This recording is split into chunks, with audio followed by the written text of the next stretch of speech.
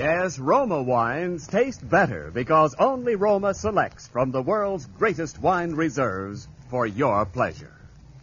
And now, Roma Wines, R-O-M-A. Roma Wines present Suspense. Tonight, Roma Wines bring you Miss Agnes Moorehead in The 13th Sound, a suspense play produced, edited, and directed for Roma Wines by William Spear.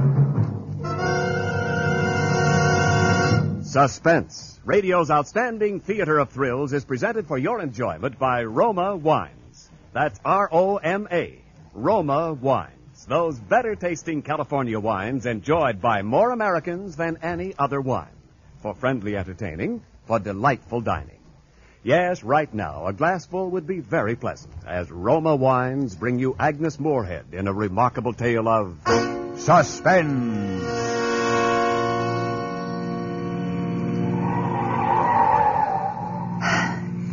We were driving too fast, but I knew that if I slowed down at all, I would begin to tremble.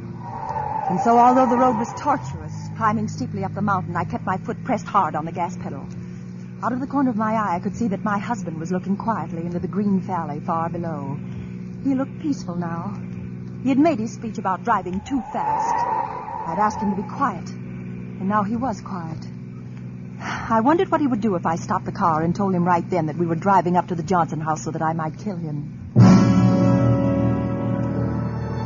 I parked the car on the highway at the foot of the dirt road leading up to the house. We walked quickly behind the heavy trees. My husband stopped once to wipe the dust off his shoes. I hurried him on, and we soon arrived at the front door. As planned, I'd forgotten the key. I did open my purse and look, however, and that gave me the opportunity to release the safety catch on the gun I had borrowed from my husband's belongings. I suggested that we try one of the windows. He agreed, and we slowly made our way through the underbrush that was growing wild at the side of the stucco building until we reached a first-floor window.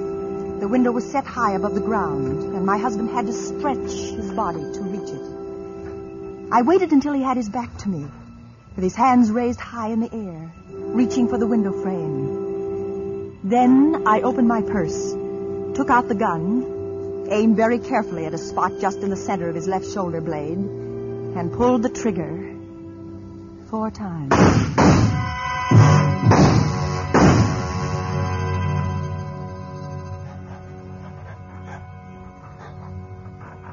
He didn't fall right away.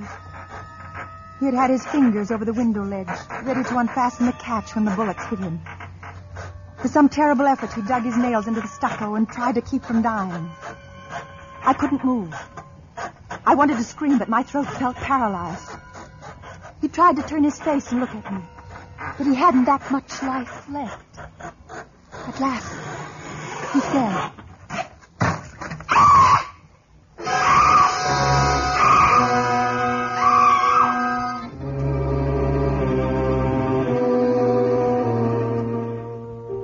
Stopped screaming, finally. I felt better for it. I bent and looked at my husband's body. He was quite dead. I wiped off the gun, his gun, and threw it behind an acacia bush. Then I walked back to the car, slowly and carefully removing any of my footprints which showed in the loose dirt of the road. At the car, I emptied some cigarette butts from the dashboard ashtray onto the road, dusted my shoes, then turned around and drove home.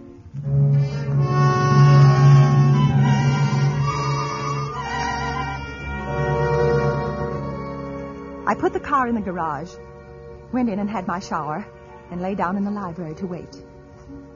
A few minutes after the grandfather clock struck 11, the telephone rang. Hello? Miss Skinner? This is she. This is Jonathan Brown, Sheriff's Office. I have some bad news for you. My husband? Yes, ma'am. He's been killed. Miss Skinner? Hello, Miss Skinner. You all right? I waited quietly for a moment. Then I let the phone fall to the floor. I listened until I heard Jonathan Brown hang up. Then I replaced my telephone on its stand, went into the kitchen for some ice, which I put in a large Turkish towel. I then arranged myself carefully and attractively on the living room divan. and waited again.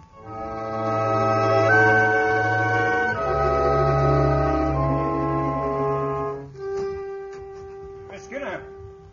In here, please. Oh, yes. You all right, Miss Skinner? That was a stupid thing for me to do, breaking the news that way, you know. Oh, I'm all right. Well, I came over as soon as you dropped the phone. Well, I felt faint suddenly. Well, and no wonder. Tell me what happened, Mr. Brown, Jonathan Brown, Sheriff's Office. Mr. Brown, please sit down. Oh, thank you. Well, your husband was up at the Johnson house this afternoon, as well as we can figure. Up there on the side of the mountain, you know, and he must have been trying to get into the window, and somehow, somebody, well, shot him. You sure you want me to tell you? I'm sorry. Go on, please. Well, we looked around the place, couldn't see anything. Though we found the, weapon. It was a gun. Found in the brush near where he was, and no footprints or anything, except tire marks down the main highway and a bunch of cigarette butts where someone must have been sitting in the car, waiting, you know. Those were my tire marks. You was up there? Well, I had an appointment to meet my husband this afternoon at the foot of the road leading up to the Johnson house.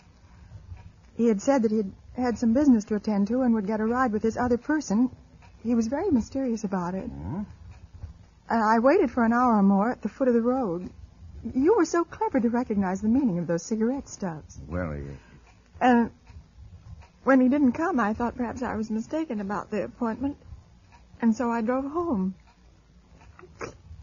Or to think about, perhaps I'd gone up to the house, I might have saved my poor dear husband's life. They're not terrible shock, I know. I'm all right. I'm all right. I'll be all right. Well, now, don't you worry about a thing, Miss Skinner. The sheriff's office will round up the guilty party or parties and have them brought to trial, you know. Yes, I'm sure.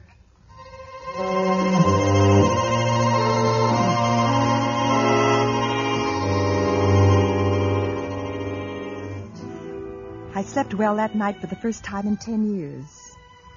My husband during his lifetime had snored loudly and steadily, and during his later years he had acquired the nervous and distressing habit of grinding his teeth in his sleep. This night all was quiet and peaceful in the house, in my house. And as I say, I slept beautifully. The next few days were also beautifully quiet.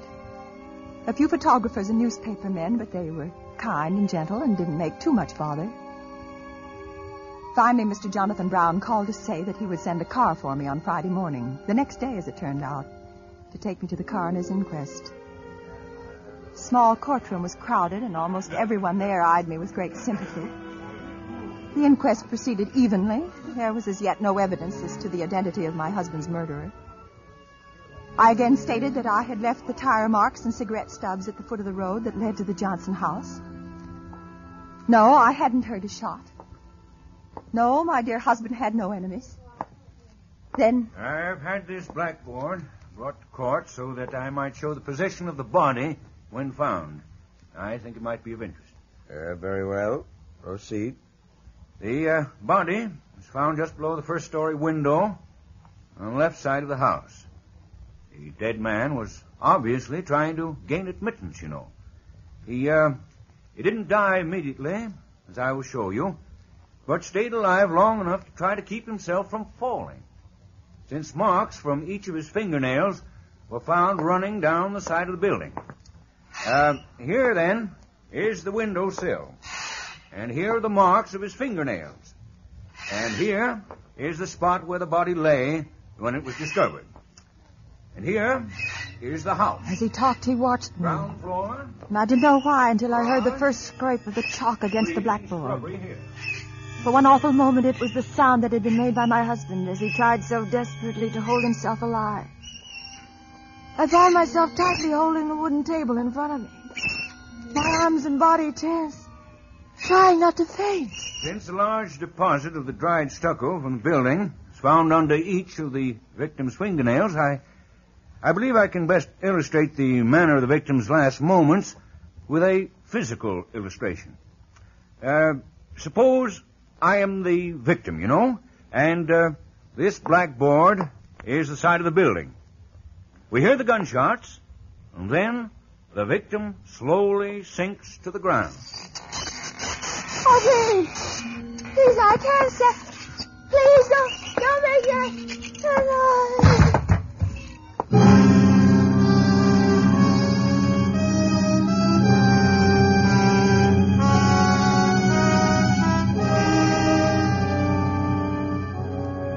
For Suspense, Roma Wines are bringing you Agnes Moorehead in the 13th Sound.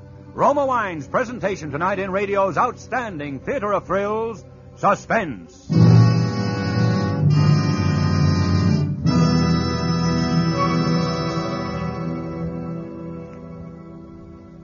Between the acts of Suspense, this is Ken Niles for Roma Wines. Tomorrow, on Valentine's Day, delight your Valentine with a gift that's smart, lavish, and in perfect taste. Say it with Roma Champagne, traditional wine of romance. Brilliant, bubbling Roma Champagne is an unforgettable token of your thoughtfulness. For pale gold, sprightly dry Roma California Champagne, made by the world-famous Charmat bulk process, is sparkling wine at its finest. Yes, to make any golden moment live forever, say it with Roma Champagne. And remember, you enjoy an exclusive difference, a better taste in Roma Champagne. For Roma crushes only the choicest grapes, especially selected for fine champagne. Then Roma Vintner's unmatched skill, the magic of necessary time, and America's finest wine-making resources guide this great treasure to rare taste luxury. Finally, from the famed Roma Champagne cellars to you comes better tasting Roma Champagne. So this Valentine's Day, say it with Roma. Roma Champagne, golden masterpiece of Roma, the greatest name in wine. And now, Roma Wines bring back to our Hollywood soundstage Agnes Moorehead as Mrs. Sally Skinner and William Johnstone as Jonathan Brown in the 13th Sound. A tale well calculated to keep you in suspense.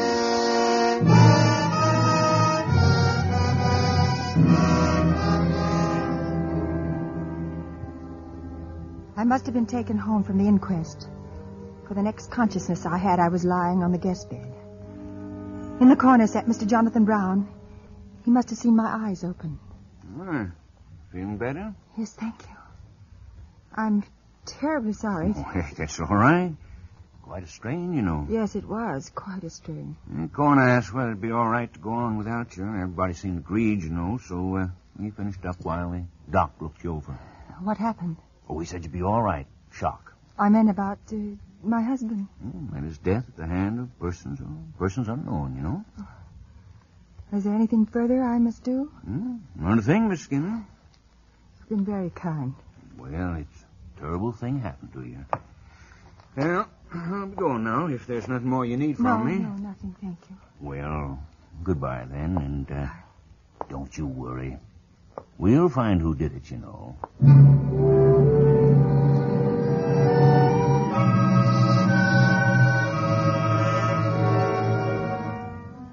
After he had left, I had the time to be angry at myself for my behavior at the inquest. What must the people have thought? To faint only from the noise of a piece of chalk on a blackboard? I wondered if Mr. Brown had suspected anything, because as I remembered back to earlier afternoon, he had been watching me as he drew those silly little diagrams on the board. He hadn't been looking anywhere else, not at the coroner or at any of the reporters, not even at what he was doing. He'd been looking at me. Well, of course he was looking at me. He was showing his sympathy.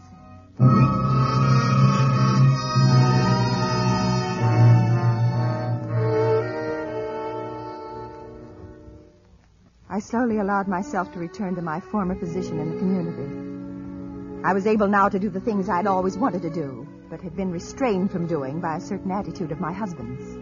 He had never liked entertaining.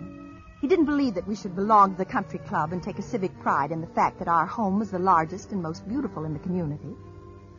In fact, it was his desire to sell our lovely home that caused me to finally take that complete and drastic step. The first evening that I accepted an outside invitation was for one of the Wednesday night evenings of bridge at our club. At my table were the president of the bank and his wife. As I sat down, I noticed that a window pane on my left was shattered. Evening, Miss Gray. Miss Gray. Well, good evening, Mr. Brown. Miss Skinner. Good evening, Mr. Brown. Well, I'm afraid I'm the culprit here. Playing ball with the kids this afternoon, and I threw one right through your lovely window. Oh, really? Yes. But I got old Sam here. I brought him along with new painted glass, and he'll fix us up ship-shape in no time at all. Go ahead, Sam, right over Yes, there. Mr. Brown, sure. Don't mind me, folks. I'll be through here in just a jiffy. Don't worry about it. Oh, incidentally, Miss Skinner, I always meant to ask you whether or not you minded noises, especially. Sharp noises, like, say, chalk on a blackboard. I don't understand. Chalk on a blackboard? At the inquest, I always wondered about it. You fainted just when the chalk was scratching across the blackboard. I don't remember hearing it. I'm afraid I fainted before you drew any diagram. Uh-huh. I assume that's what you were planning to do, draw a diagram? That's what I was planning to do, yes, ma'am. Yes. Does he have to do that? Is something wrong, Miss Skinner? Does he have to do that? Miss... I can't. Mrs. Skinner.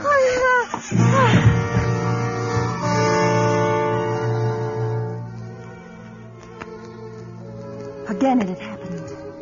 And again, when the noise was made, it sounded like my husband's fingernails scraping down the rough side of the Johnson house. And again, as I slipped into darkness, I could see that Mr. Brown was watching me.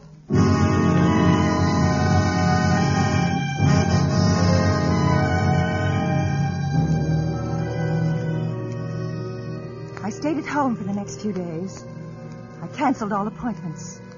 The heat really was unbearable. In October, I resumed my activities. I began to see people again. I grew especially interested in chamber music. Through my activity, I arranged a musical evening to be given by a group of which I was the second vice president. They planned the formation of a Philharmonic Society, and eventually I went to the musical alone, and I was studying my program when... Is this seat taken? Oh, good evening, Mr. Brown. Mrs. Skinner, good evening. Didn't recognize you, ma'am. Well, I was to be joined Well, later. I'll just sit here a moment then. You know, I terribly sorry about the other night. Oh, there's really nothing at all for you to be sorry about. Well, now, it's very kind of you to say that, you know, but I do feel guilty as all sin, being the cause of you getting sick. Well, like really, that, Mr. Brown, you know? I wasn't sick at all. Mr. Gregg told me I'd probably been affected by the heat. Oh. It was very close in the club that night, if you'll remember. Oh, yes, ma'am, it was hot. Well, just so I don't feel it was my fault. you Oh, know? no, I don't want you to feel it was your fault. Yes, well, that's very kind of you, you know. Oh, if you don't mind, I'll stay here until Ever holds this seat gets here. Oh, that's quite all right. We crave your indulgence and a certain open-mindedness for giving a fair chance to the first piece with which we're going to open our program this evening. The title of this piece is The 13th Sound, and the composer is Julian Carrillo. And this piece, because of the unorthodox nature of it, created a veritable furor in New York City some weeks ago on the occasion of its premiere. It's what you'd call, I guess, modern music. And the really unusual thing about it is that the instruments, instead of playing as they usually do in Mozart, Haydn, and such classical veins, play in quarter tones. Now, a quarter tone is somewhere in between the other tones, such as the we are accustomed to hearing. So, on this following piece, the instruments are not playing, as you would think, out of tune. This is the way it is supposed to sound. Thank you. So now the various members of the quartet will tune their various instruments into these quarter tones. This is a short piece, but I know you're going to like it. Tune up, gentlemen.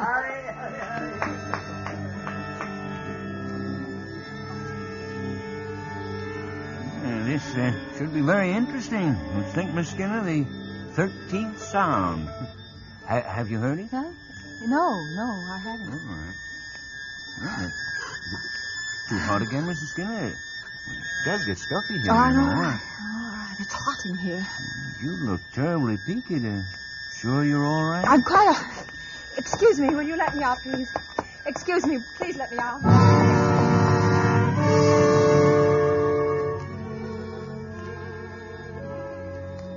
I left Mr. Brown sitting there.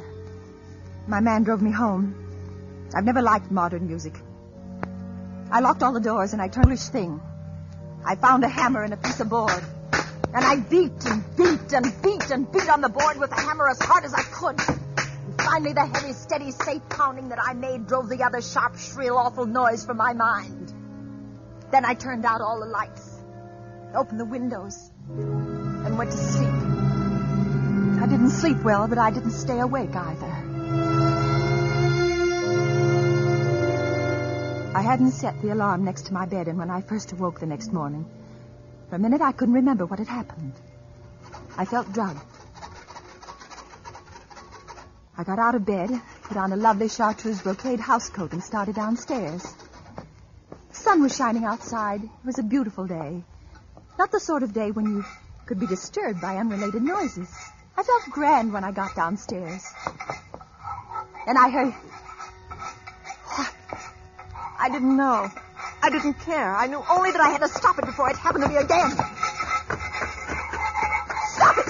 Stop it! Please stop it! Pardon me, miss. Get out of here! Who told you to do your work here? Did someone tell you to make that noise near my house? Why, no, ma'am. The lawnmower, the dang thing wasn't cut, and I had to Get stop. out! Go on, get off this property at once. What? Yeah, Go and don't ever come back. Do you hear? Don't ever come back. Don't ever come back. Don't. Morning, Miss Skinner. Lovely day.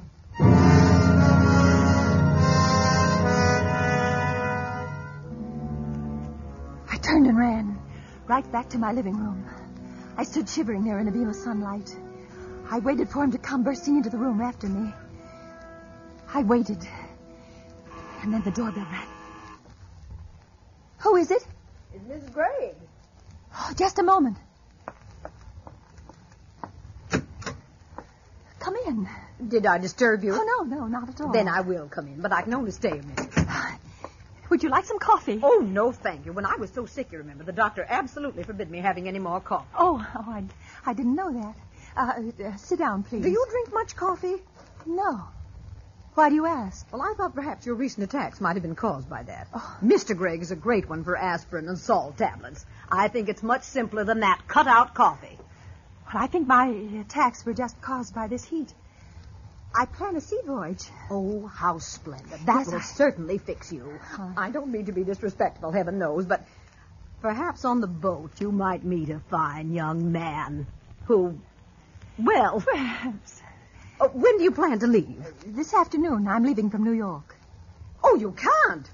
Pardon? Why, the clubhouse, the unveiling ceremonies are this afternoon. Oh, I forgot. Well, you simply can't leave. We have no one who can replace you on the speaker's platform. Oh, well, all right then, Mrs. Gregg. I'll stay for the ceremonies.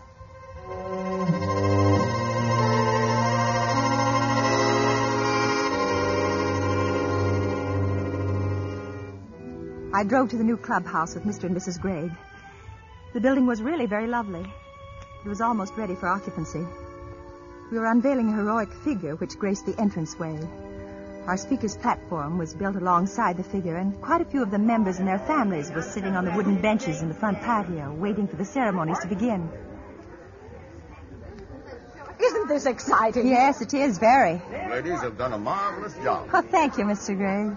Oh, what's that fellow doing up there? Where?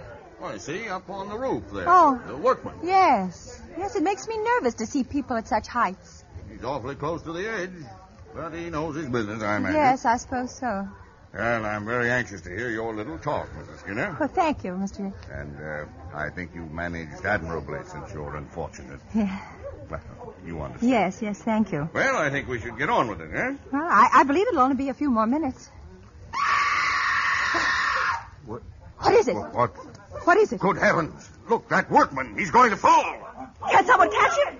He's hanging on the edge. Some of the men are running up there now. They've got to catch him. Oh, they will. They've got... He's falling.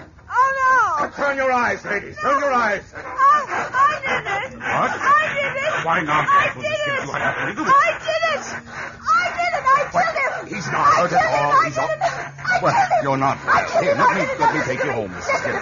Well, he's not hurt at all. I killed him. Listen to me. Don't you understand? I Don't you understand, I yes. killed him, Mr. Brown. May you stop that noise. Can't you hear it? I killed him. I killed him. I know, man. It's going to be all right, you know. You just come along with me, that's all. Come on, Mr. Skinner.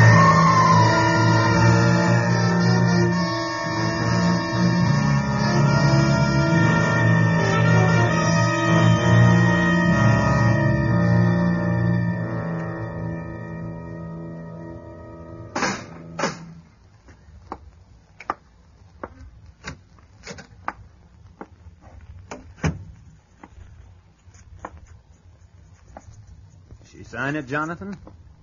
Mm-hmm. Yeah, shame. Yeah. People do funny things. Yeah. Did you pay the fella? Mm-hmm.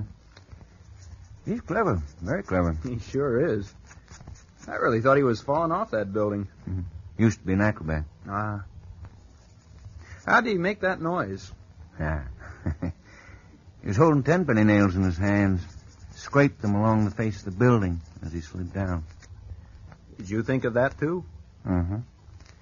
Made an awful racket. Mm-hmm. That's pity. Nice lady, you know. Yeah. What the devil are you doing? Oh, fixing my nails, I guess. Well, cut it out, will you? Sure. What's the matter with you? Noise makes me nervous, I guess. You know?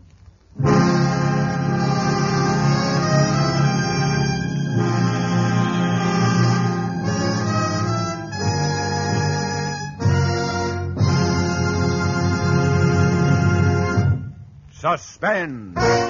Presented by Roma Wines, R-O-M-A, Roma, America's favorite wines. This is Ken Niles returning for a curtain call with the brilliant star of tonight's suspense play, Agnes Moorehead. Apparently, Agnes, you're not superstitious, accepting the lead in a play called The 13th Sound on February 13th. Superstitions are no phobia with me, Ken, but I do have one. What is it? I refuse to give a party for 13 people. Yes, but even a 13th guest is in luck, Agnes, when you serve Roma Port. Ruby red, fragrant, nectar-sweet Roma California Port adds warmth to the welcome for everyone. And Roma Port is so easy to serve. You simply pour, and hospitality reigns. Yes, Ken, Roma Port does make entertaining a pleasure. Not only that, Agnes, there's a difference you can taste in all Roma wines. And this better taste begins with the choicest grapes in all California. Then Roma's unmatched skill and winemaking resources guide these luscious grapes unhurriedly to tempting taste perfection. Later, Roma places this rich taste treasure with Roma wines of years before.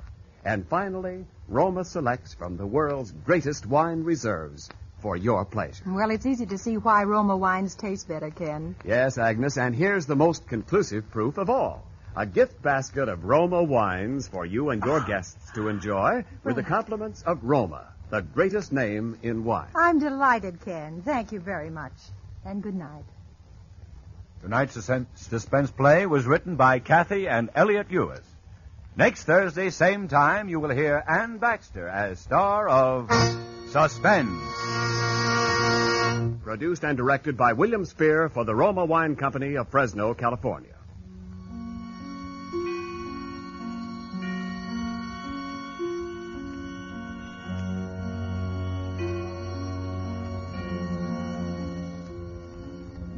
In the coming weeks, Suspense will present such stars as James Stewart, William Bendix, Eddie Bracken, and others. Make it a point to listen each Thursday to Suspense, radio's outstanding theater of thrills. This is CBS, the Columbia Broadcasting System.